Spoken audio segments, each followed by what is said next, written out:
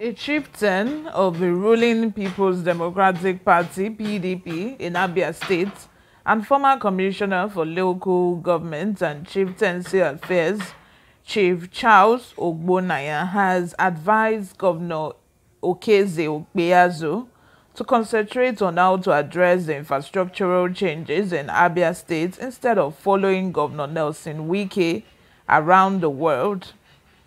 Chief Ogbonnaya, who is the Abia State coordinator of a campaign council of a PDP presidential candidate, Alhaji Atiku Abubakar, described as a distraction the recent meetings in London involving Governor Ikpeazu, Wike, Samuel Otom of Benue State, and presidential candidates of major parties.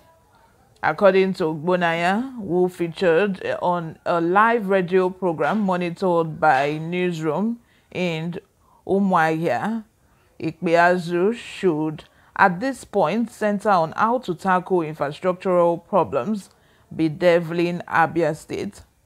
He said that Ikpeazu's romance with Wike is all about his personal interest instead of advancing the interests of the state. I am an Abian, and I don't think Wike is competent to discuss the benefits of Abia. We have our own problems. The major problem of Abia State today is collapse of infrastructure. Look at the federal roads in Abia. They are not motorable. It's difficult to go to Owerri from Umuahia or Umuahia to Port Harcourt and Akwa Ibom. Orochukwu and Benden roads are impassable. Why must I go to think of appointments now other than what my people will get? The Atiku's ally also called on Governor Ikpeazu to consult with the elders of the party in the state to outline the needs of the state for further articulation at the center. With due respect, I call on my governor to look for the elders of the state. No one man goes alone to negotiate for his people, let alone call the elders. There were people who were here before him. There has to be a town hall meeting to articulate what we want. We want a free trade zone. We want the natural seaport that God gave us at Obehia to be established by the federal government. What is happening to the rail line from Port Harcourt to Maiduguri? Ogbonnaya says that efforts were being intensified by the campaign council to mobilize Abia voters for Atiku, urging that, contrary to fears in some quarters, Southeast interests will be protected under Atiku presidency. He described Atiku as a unifier and a man with capacity to pull Nigeria out of the woods. Atiku is one Nigerian I know that does not have a tribe.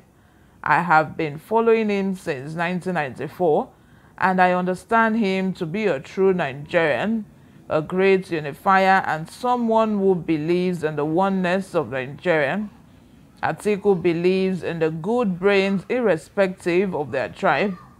When you go to American University owned by Atiku, you will see people from all parts of Nigeria working for him. Go to his farm, factories and business.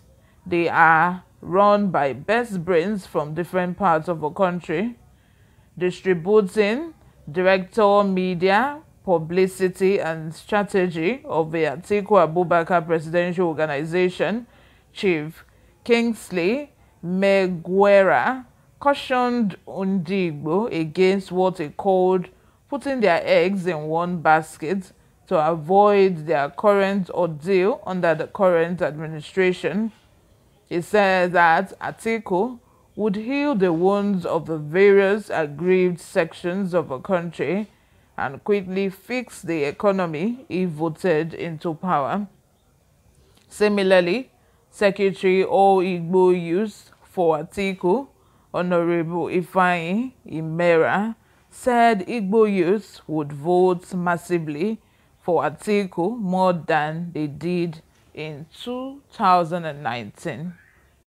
Me personally, I feel that currently what all our politicians are mainly concerned about is how they are going to return to office in 2023.